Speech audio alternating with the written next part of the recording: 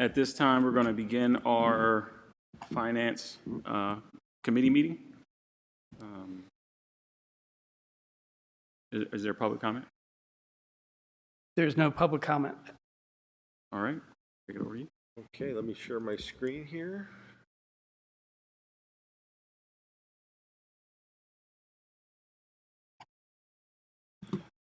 Okay, so we have 3 items on the agenda tonight. The first is a revisiting of the contract management software, which we discussed last month. We had a latecomer that wanted to do a presentation for us. They were less expensive than Bonfire, which we had looked at. So we pulled together an administrative team, and we had a presentation of both Bonfire and the other DocuShare. And it was unanimous that Bonfire was definitely the software contract we wanted to go with. Very easy to work with. Gail, I did check on your comment. This is the type of software that's going to take a lot of work to set up, so there's no free evaluation. It was worth a try, but yeah. So we are recommending that we go with Bonfire. You can see that the cost, and this is as if we would have had approved it in February. So it'll be a little less than this. So the first year, that's the contract management software summary sheet. What is the actual Bonfire contract? So it does take quite a bit to get it set up. So we're looking at a $4,000 one-time fee for implementation. They guarantee that we will be up and running when we're done with that $4,000, and then we will be paying by the month. So I would imagine that the 3-month, this is 4 months would be $2,650. We're probably looking at 3 months, about $2,000. So we're recommending that the board approve that at the meeting on March 17th. Any discussion? I'm sorry, just a quick question. I'm sorry, and I could have missed it. I apologize. I was trying to get this up. Is there an annual support license fee? Yes, there will be the annual fee here. So the annual fee will be $7,950 every year thereafter. And so I did ask them what happens with all of our contracts if we decide not to renew, and they said that all that information is ours. They supply it all in a downloadable format so that if we do have another contract management company that we want to go with, we would easily be able to upload all of our history as well as the current contracts. And if we go beyond the 500, will they just give a discount? Maybe are the contracts in intervals of 500 in terms of, it says 500 contracts for management, so that would be our limit to upload. Into we don't even think we're going to get close to 500, even though it'll be out there. It'll be basically for central administration, admin assistants, secretaries, building administration can look at it also. But we're not going to get anywhere close to 500. So I'm sorry, you're saying people, but I was reading this as the number of contracts that can be. We don't have 500 contracts either. Okay, gotcha. Okay.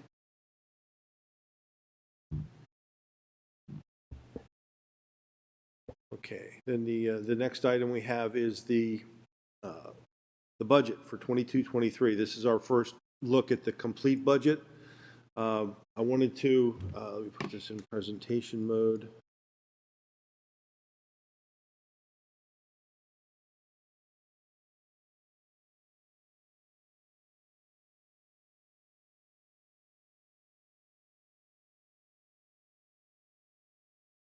All right, so I'd like to get started. Beginning of February, Governor Wolf gave his Commonwealth budget proposal. It was the last of his 8 that he has proposed, and it's a doozy. The state right now is flush with money, either federal money or they got more tax revenue in than they had expected. They're talking in the range of excess of $5 billion of extra money. So the governor proposed a lot of that be spent for this year. This was his legacy budget, the last one that he's going to be proposing. He is continuing his commitment to fund public education properly. And you'll see when we get into these numbers, he has proposed a significant increase to all school districts. And he's saying that because they are in such good shape that we can do this increase in spending without increasing any of the taxes. And he's actually looking to decrease the corporate tax. So that's 8 years when he took over. The Commonwealth, we weren't in very good financial shape, but after 8 years, we are in very good shape under his tutelage. So what he is proposing, and here's a summary list. The basic education would be $1.25 billion with a B, pretty large amount. It was 900 million last year. 300 million, that's called the Level Up Supplement, that only goes to 100 of the lowest poverty schools, so only the lowest 20% get that level up to get them to where everybody else is in the state. 200 million as far as special ed, that's the one area that we thought we would see more money, but 200 million, we're not going to turn it down, obviously. Pupil transportation has been underfunded for several years now. He is looking at a $16 million increase there, and we're not getting the same supplement that we got several years ago. Pension benefit, that's for PEASers, that's something that they match 50% of whatever school districts pay for. So as the school districts pay more, the subsidy comes to those school districts. Now we only get 50% of it, but anybody that has an aid ratio above 50% would get the full amount. Like Reading is 85% aid ratio, so they would get 85% of their pension and Social Security reimbursement back based on their aid ratio. So those are the last two items. Then we had some additional funding that will impact us. If you remember last year, the governor proposed to try to fix the cyber charter issue that school districts have been complaining about. Right now, the way the calculation works, we have to put in there exactly what our costs are for certain categories, and they do allow us to eliminate transportation and several other categories that a cyber charter would not have. But then we come up with the total amount, and we pay about almost $18,500 per child that goes to a charter school, and that's whether it's brick and mortar or whether it's cyber. Also, based on our special ed costs and the 16% of our population, they take our special ed costs, take our population times 16%, and then they do the math, and they said this is what you have to pay for any child that's deemed special ed. Whether this charter school is providing the same services we are or not, they get the money for a special ed student. So what the governor is proposing this year is that every cyber charter that would get a flat $9,800. So obviously, with our cost per child at about $18,500, that would be just about a 50% decrease for every charter school student that we have. And then how he's proposing to handle special ed is that right now we have categories. There's a category 1 for maybe a learning support student, emotional support. There's a level 2 for somebody that might need on the autistic spectrum, and then the level 3 would be for somebody that would be hospital bound.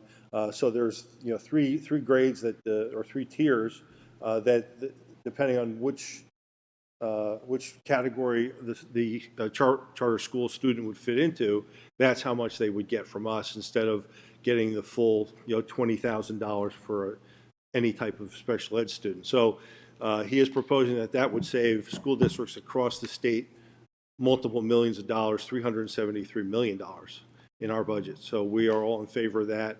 And then he is proposing again this year that there's a minimum teacher salary of $45,000. That doesn't really affect us because ours start higher than that, but in the northern tier school districts, that still is an issue, especially in these days where it's hard to attract teachers. So looking at the basic ed subsidy line, the total basic ed subsidy would be $8.7 billion, up 1.25 in addition to the $300 million he's proposed for the level up.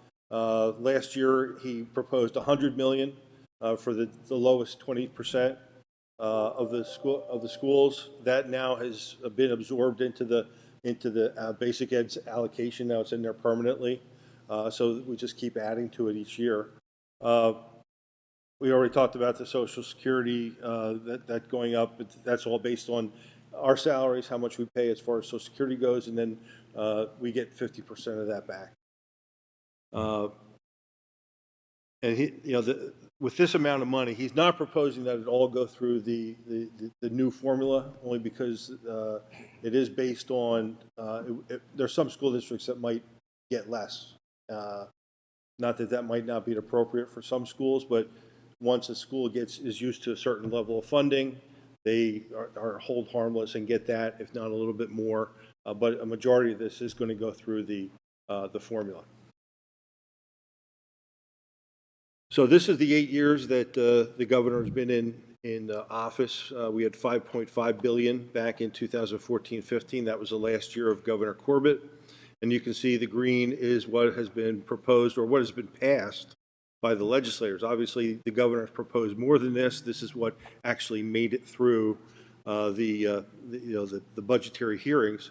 And you can see the huge increase that we're looking at for this year. Now, obviously, we have to go through the budget hearings.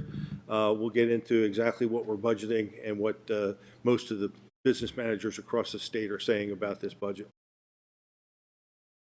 There's the change in the school district or the charter school funding formula.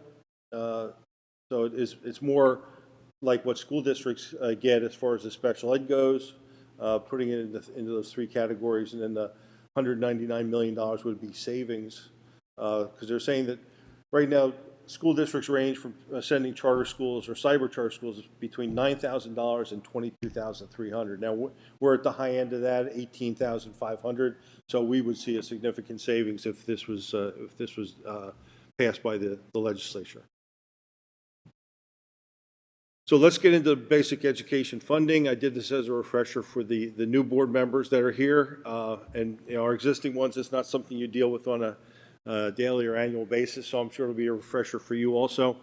So you can see that our Social Security was up 6.3%. That has now been included in our basic ed subsidy, so that's about $540 million. We have the level up, $300 million that goes to 100 school district. We have the base, which is where we're at from last year, $5.7 million. That we have the portion, and the SW stands for student weighted. So that now is in the budget. And then here's the additional amount from the governor's proposed budget, $1.25 million. So we're looking at $8.6 million total being shared. Now, what's going to be split up in part of the pie that most of the school districts are going to get on a prorated basis is almost $2.2 billion. Now, let me tell you exactly how that gets split up. First of all, every school has their ADMs, which is the average daily membership, student population, in other words. And that student population is adjusted for 5 different factors. We have charter school daily membership, so the more children that are in charter school, you get a little bit added ADM for that. You get students in acute poverty. We don't really have that issue. We have students in concentrated acute. We don't have that issue. We do have students in poverty, so we do get a little weighted increase for that. And we also have an ever-growing population of English, limited English proficiency students. So that all gets calculated to give you an adjusted or additional ADM amount. So starting with that ADM amount, then we take into account a sparsity size adjustment. Again, doesn't affect us. We're not sparse. This would be for somebody maybe in Tioga County or somebody like that they don't have a lot of commercial properties up there. And then they add that to our 3-year average admin ADMs, and we come up with our total student weight. So then there's 2 factors that are going to impact our final student weights, and the first one is median household income. Now, we take the student population, and now, as you saw here, we were adding in the sparsity adjustment and the 3-year admin. Now, the next part is going to be multiplication. So this is like a math lesson, right? So if the median household income is at 1 or above, that's going to increase the total number of ADMs that you have. If it's at below 1, it's going to be a factor that's going to be reducing those ADMs. Now, I did put down here our most recent comparison. The second to bottom here, the school district's median household income is higher than the statewide median, which means that they are healthier than the state median. Then we'll have a multiplier less than 1. Our multiplier is 0.6082. So we're more affluent here than the statewide median. So this would reduce our ADMs. I did put on here that if we looked at Philadelphia, Philadelphia's median household income is $40,000 as compared to $70,000 statewide. So they have a multiplier of 1.4. So their ADMs are going to go up. So they will have a bigger share of the pie. So that's the first multiplier. Then the second multiplier is what they call the local effort capacity index. And this is the final multiplier of the BEF. And it measures the tax effort and tax capacity of each school district. Again, if it's 1 or higher, you get more ADMs. If it's below 1, you get less ADMs. Ours is less than 1. So these two factors are both going to be reducing the number of ADMs that we have going into the student-weighted formula. You can see there's the formula: total student-weighted ADMs times a 0.6, which bring us down below our total number that we actually have, and then the local capacity effort, which is based on our millage. We are below the median calculation for the state, which again is going to reduce our ADMs and give us our total adjusted ADMs. So now just imagine this is going on in all 500 school districts. Once we calculate what that adjusted ADM is, we come up with our prorated share. And based on that prorated share and compared to all the other school districts across the state, we will get our share of that $4.8 billion that the governor's putting in there. So how's that going to work? So the strange thing about this is a lot of those calculations, the median household income and the local effort, are not going to be available until June. So here we have business managers putting together their projections for basic ed subsidy, not knowing what the final amount's going to be until sometime in September, October, and November, when these factors are finally published. So it's complicated matters quite a bit. At Colonial School District, because we're 80% funded by taxpayer money, it doesn't have a huge impact on Colonial, but you can see what this formula could do for somebody that does rely on a lot of state money, like a Philadelphia, Pottstown, Norristown, some of the more urban school districts. I have ask a question. Yes. Earlier in the presentation, it said for what Wolf proposed, that it does not propose running all the BEF funding through the formula. But that's what you just talked about. It was going through the formula, correct? Yeah. Well, and again, this is going to rely on the budget hearings, how much is going to go through the formula. His proposal is that not all of it goes through, whether the legislator agrees with that or not. We don't know the exact amount that's going to be going through the formula and how much is just going to be because set all aside. new monies need to go through the formula. Correct? Well, if it all goes through the formula, there's going to be some school districts that lose. And that's not something that the legislator representing that school district wants to vote for. I thought so that they're that going to was be the battling. law, though, that all new monies had to go through the formula. Well, and then they're going to have to make a change if that's going to be the decision by the budget through the budget hearings.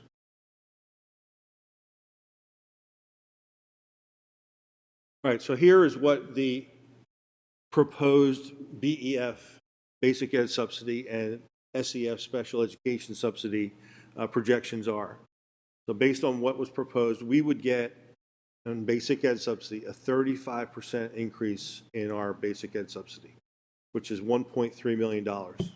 In 21-22, we are expecting 3.7, almost 3.8 million. With the governor's proposal, we would get a little bit over $5 million. Do I really expect that? No, I don't. I don't think any school district in the state is expecting that kind of dollars to get through the budgetary hearings. So in the budget tonight, and you can see special ed, we're going up a whole $118,000. It is a 5.59% increase, but that's because they haven't really been funding special ed where they need to.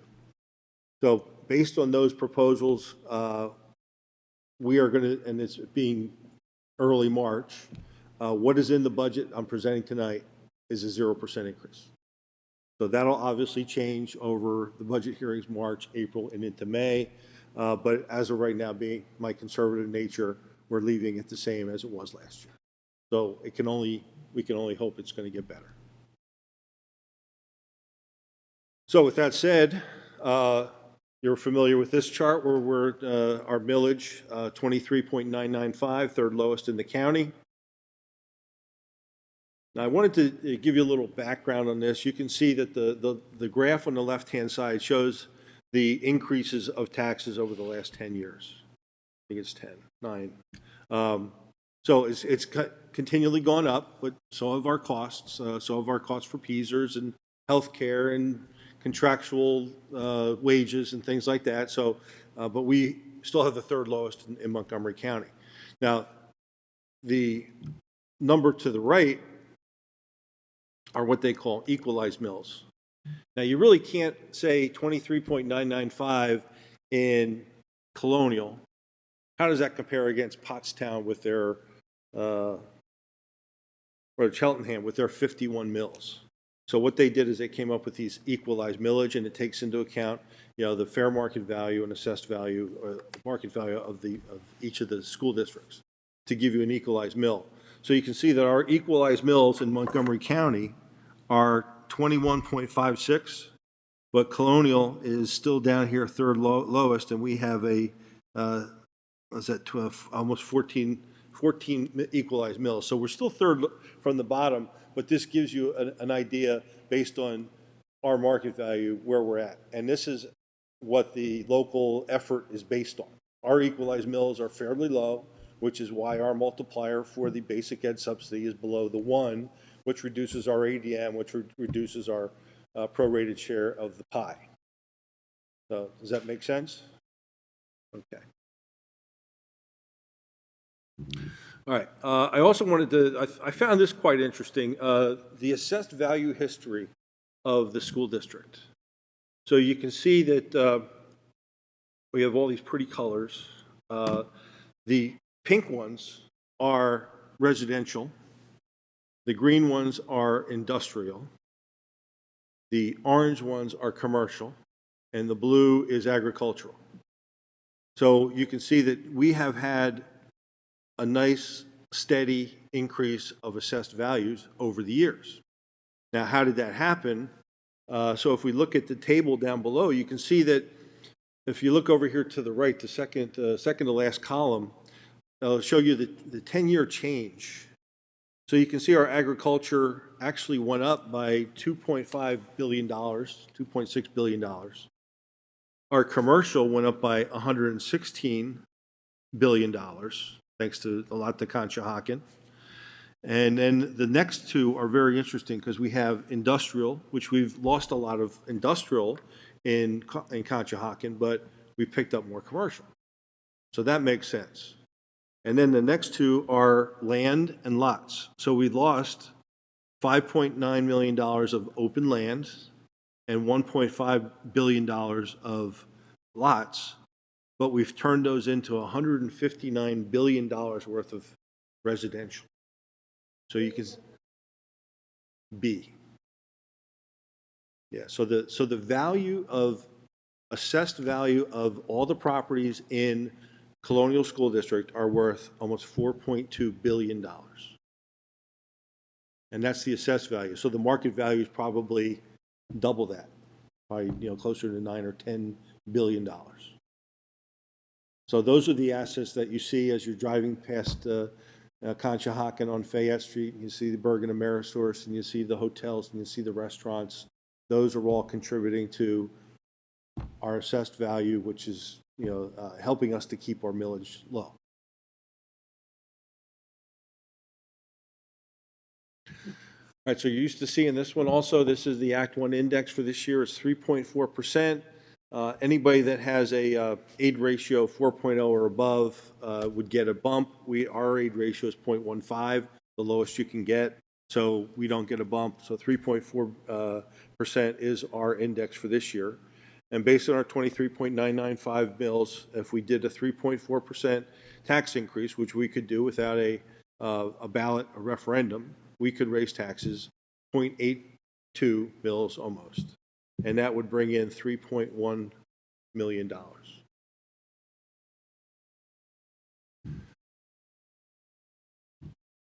So the summary of budget impact items, we have obviously the pandemic. Nice to see all your faces. Hopefully we can keep this normality going for the next year. That's what we're budgeting for.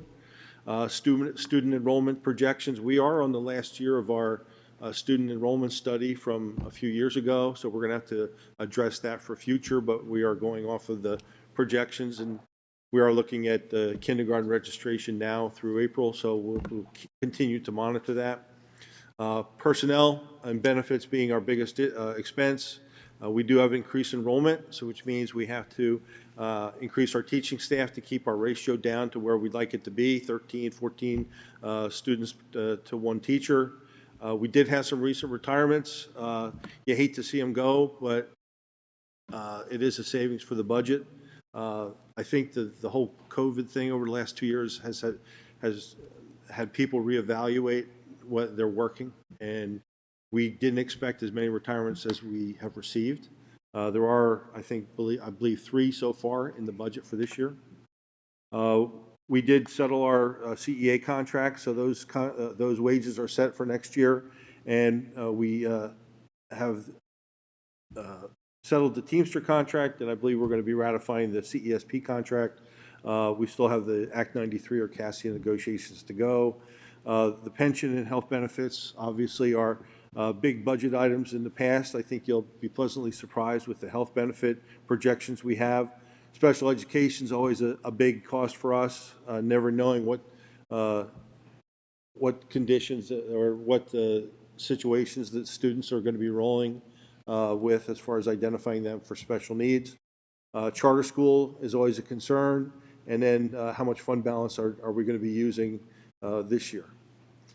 So looking at the projected revenue, my detailed revenue is attached to the board agenda tonight, so you can see that the actual for 2021 was $139.7 million. That was bolstered by a lot of positive assessment appeals, including Metroplex and a couple other bigger properties. The budget for this year was $137 million. And then next year, we are projecting, as of right now, with, as we talked about, state staying basically the same. The only reason it's going from 23.3 to 23.9 is because of our subsidy for special ed and for PSERS. There's no increase for basic ed or special ed in there currently. So if you look at the total is up $3 million, and that's without really looking at any kind of tax increase or any kind of basic ed subsidy. So that is just the assessment appeals that we've won, and the assessments continue to rise as we see more development going on in the district. Now from an expense side, we're looking at personnel costs being almost 72% of our budget. The current budget we're presenting tonight has 6 new positions in there.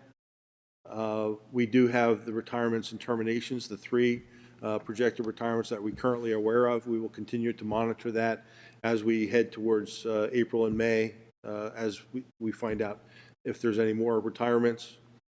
We talked about the collective bargaining agreements for the Teamsters and CESP being completed. And then the really good news this year is with health insurance. This was a year that the Bucksmont Consortium, which is what we're part of, actually went out to market. And We have received the first look way back in November, showing that there was pretty significant decrease. Health insurance was going to or medical was going to go down by 3.2. Prescription was going to go down by 34.4 for a total overall decrease of 9.2% in our health care. The second look just came out earlier this week, and not quite as good. Still a decrease of medical, 1%. Prescriptions now going down by 30.5. So the decrease overall is 6.6. So those are already factored in here. We are still expecting a third look to come in by the end of this month. Also at the consortium, being a member, they have procedures, rules of the road, and we have had, knock on wood, very good results as far as our claims go the last few years. So good that we've built up a fund balance at the consortium. That fund balance, which is about $4 million, exceeds the rules of the road for any school district to have. So they would like us to, or based on the rules, we have to reduce our fund balance. So included in tonight's budget is what we are going to be calling a healthcare holiday. December of 2022, we will be asking that, well, we will be allowing all of our employees to not contribute anything towards their health care, which means their net pay is going to go up in December. Perfect time, right before Christmas. We're also, as a school district, not going to be paying the balance to the consortium, and we pay about $1 million a month between employee contributions and school district contributions. We will not be making that $1 million expenditure to the consortium, therefore reducing our $4 million surplus down to $3 million. And there are several ways you could have done it. We could have lowered the premiums even more than the second look, but we had a lot of success with this at my previous school district. Probably when people get more money in December, we were getting emails saying, thank you, thank you, thank you. You've made my Christmas even better. So anything we can do, and don't worry, I'll give you all the credit. So that's a good thing. And then the PSERS liability, or PSERS pension, our contribution, it did go up to 35.26. It was slated to go up 35.62, but because the stock market was so good in the year 2021, they were able to reduce it down to 35.26. So it's only a 0.92% increase. So we haven't seen that low of an increase in PSERS since the early 2000s. Dave, when is PSERS going to start going back down? The increases, you know, we went up, and there was supposed to be a year at which we'd flatten out and start. I don't know if you and I are going to be around when that happens. I mean, I've been reading the Inquirer, yeah. so. It was projected, and if this dates all the way back to 2001 when they changed the whole PSERS retirement system. And then what happened is the stock market went down and they lost all this money, so they were going to increase the rates, and then they put these collars in place so that it went from 15% to 18% to 21% when it should have basically shot up to 40% years ago. Well, now with the change of PSERS, which the system now for a new employee is not anywhere close to what it used to be, they are projecting that we're going to be around the 35 to 38% contribution rate for probably the next 20 to 25 years. Yeah. Because that will basically clean out everybody that's in the old system, the defined benefit system, and then everybody will be on a defined contribution system 100% in about 25 years. So it is a large chunk of change. Okay. And Sue will still be on the board then, right? Sue will not. Yeah, I mean, it's disturbing, especially if you read that series that's been in the Inquirer about PSERS. It's just incredibly disturbing. So I kept waiting. I thought we were about to hit that. I wouldn't hold your breath. Okay, thanks, Dave, for the good news. Can I ask a couple questions? Yes. Real quick. I'm really happy to see that the proposed cyber charter cost will drop. How many students do we have approximately attending cyber charters now? It varies month to month because there is some fluidity of, they could go to one charter school this month and another charter school another month if the parents wish to do that. I would think we're probably around 60 to 70 students that are current. 60? 60, yeah. That are going to cyber charter. Yeah. We really only had one brick and mortar that and they were in Phoenixville. I think it's a performing arts charter school. But the 60 or 70 that we have are all cyber charter right now. Okay. And I also like the special ed tiered formula that he's proposing. How much do you think that would offset some of? It would be pretty significant because right now, we take 100% of the cost we put into special ed, and we divide that by 16% of our population. And that includes kids that we're sending to outside private schools that we can't educate. So charter school is getting a piece of that action. So I believe that most of the children that would be attending a cyber charter school would most likely not be in that third most expensive tier. They would most likely be a majority in tier 1 and maybe just a few in tier 2. So that would probably save us a lot of money. Thank you. All right, so looking at the projected expenditures compared to 21-22 budget and what we're proposing, we are looking at a total wage increase of $3.5 million, which is 5.6%. Which is a net of all the retirees plus the new positions that are in there.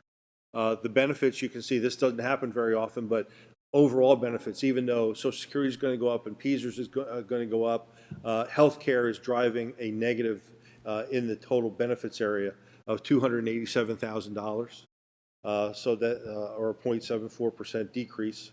Our professional services, again, looking at our main drivers there, special ed, substitute teachers that we contract out. We're looking at a $300,000 increase or 5.8%. Contracted services stays relatively the same. A lot of that has to do with our contracted negotiations with our copier company, which I believe is coming up next year. The leasing of technology equipment and a lot of what Joe does with contracted maintenance. So that's $1.6 million or an $80,000 increase. Purchase services, that's where you're going to find the tuition we pay to private schools for special ed. That's where you're going to find your charter schools expenditures and also the transportation. Now, transportation this year is probably going to show a pretty significant surplus because of the bus driver shortage. We're hoping that gets, we can attract some bus drivers over the summer so we can get back to our normal routes, which means our costs will go up, but also the headaches of doing double runs and the things we have to do when we don't have enough bus drivers. So that's going to go up about 1%, 159,000. Supplies up $126,000 or 2.23%. A lot of our utilities get paid out of there, and we are projecting that the cost of or the inflationary rates are going to have some effect on our energy costs. Our equipment, we bought a lot of equipment with ESSER's funds over the last couple of years. There just wasn't that much equipment, and equipment now, anything less than $10,000 gets expensed off. So this is only major expenditures, so not that many major expenditures. And then the shifting of interest and fees and debt service with the completion of our debt service and our final general obligation bond that we just issued. The interest is going up to $268,000, but the principal is coming down by $210,000. So those basically offset themselves. So we are looking at expenditures of $144.6 million.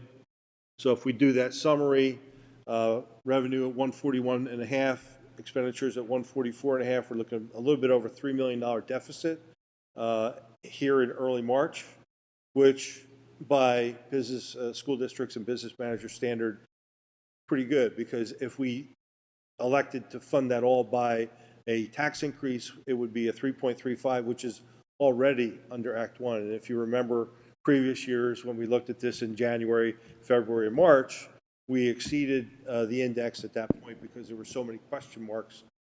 This year, we're already below the index, and we anticipate that that'll even be less when we get to the final proposed budget in April and then the final budget in June. Dave, that 3,100,000, that includes already the $1 million in the medical? Yeah, yes, that contributes to that. So it was 4. It's It now- was 4, yes. Okay.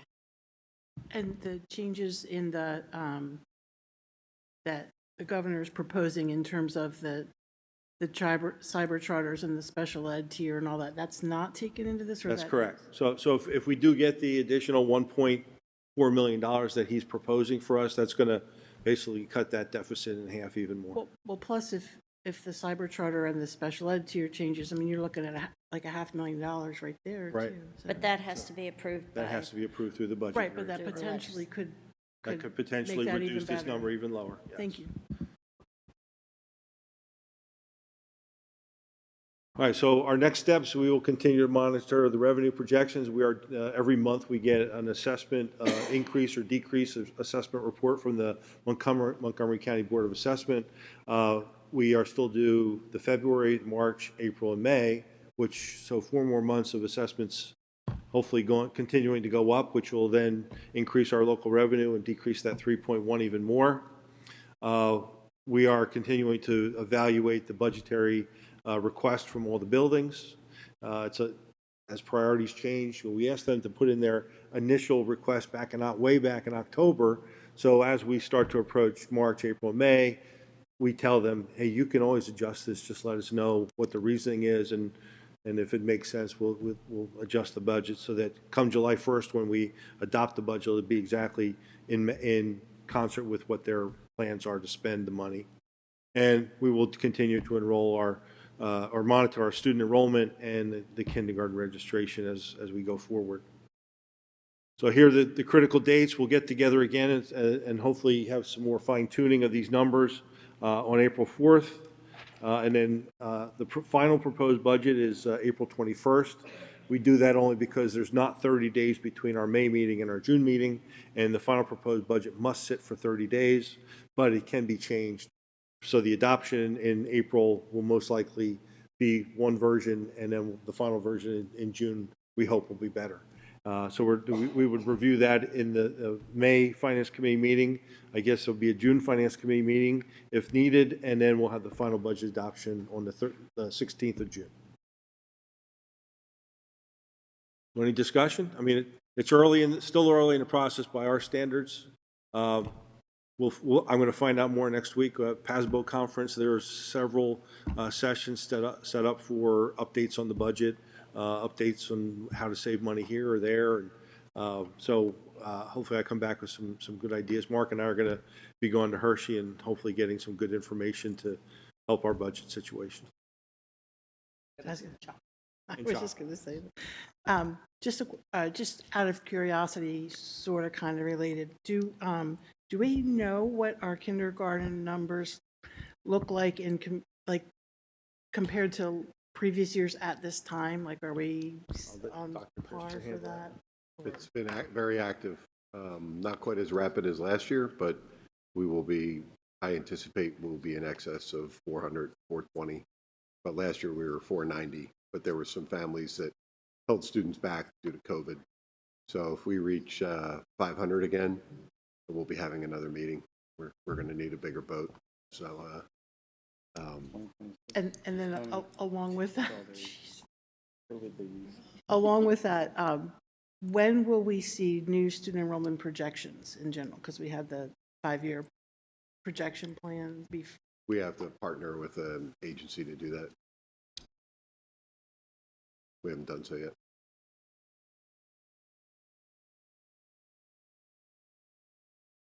All right. Also attached to the agenda is what I call my final proposed budget summary, and this breaks it down by salaries, administrative salaries, professional salaries, extra duty, technical, clerical. So you can see the bottom line is the 5.6% increase in wages, and then in the benefits area, you can see exactly what we're looking at for Social Security, going up slightly, 2%, and then PSER's going up almost $800,000 or 3.72%. And then you see the two large negative numbers at the bottom for the second look, reduction of medical premiums and also for prescription premiums. And then as you down, we look at the more controllable costs, which are the professional services, contracted services. So that's the detail that was in my PowerPoint slide. Right. Then the last item on the agenda is the February budget comparison. Let me see if I can blow that up a little bit. No, it's really, the fact is we're doing very well this year. We're almost at 99.5% of local taxes collected, and that's on the strength of some delinquent taxes we collected from the Metroplex. So this year's looking very good. The last 2 years have looked good. This year's looking good also. So we're feeling very good about this year's budget.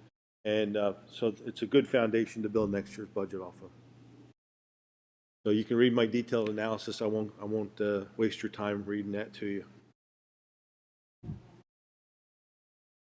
Well, the nice thing about PDF, you can blow it up to whatever size you want. All right, and that completes my agenda. So back to you, Mr. Winchester.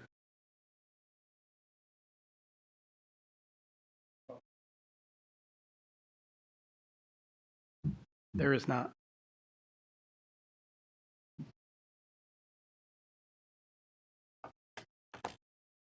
Okay, thanks.